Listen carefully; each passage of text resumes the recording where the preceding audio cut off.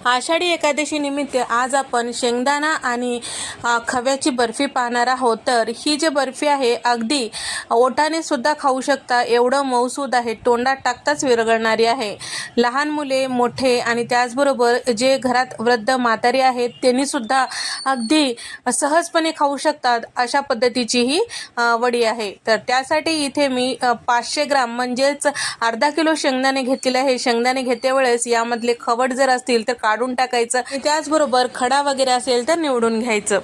त्यानंतर आता घेतलेले शेंगदाणे अगदी कमी गॅसवर छान डाग लागेपर्यंत शेंगदाण्याची साल बाजूला होईल इतपत आपल्याला छान भाजून घ्यायचं आहे। हाताने थोडंसं मॅश केलं की छान बाजूला साल होत असेल तोपर्यंत आपल्याला हे शेंगदाणे भाजून घ्यायचं आहे। आता ताटामध्ये पैस करूया। आता शेंगदाणा आणि खव्याची बर्फी करत आहोत। तर इथे मी 150 ग्राम इतकं खवा घेतलेला आहे आणि त्याचबरोबर इथे शेंगदाणे थंड झाल्यानंतर या पद्धतीने जमेल तेवढं आपल्याला यावरचं जे साल आहे काढून घ्यायचं आहे आणि छान पाकडून घ्यायचं आहे।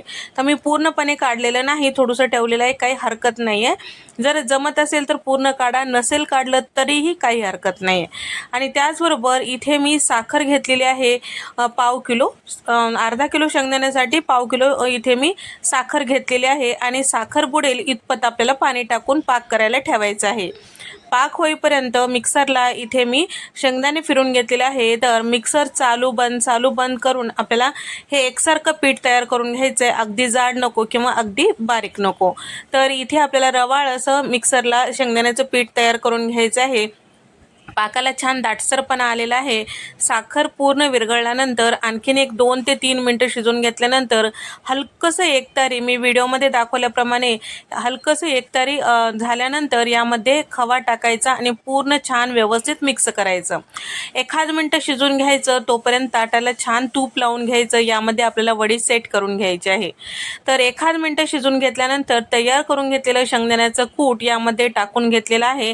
आता इथे मी इंडक्शन बंद केलेला आहे, कारण घाई गडबड होते, त्यासाठी बंद करून मिक्स करायचं किंवा सरळ कढई खाली ठेवायची आणि छान मिक्स झाल्यानंतर परत वर ठेवायचं।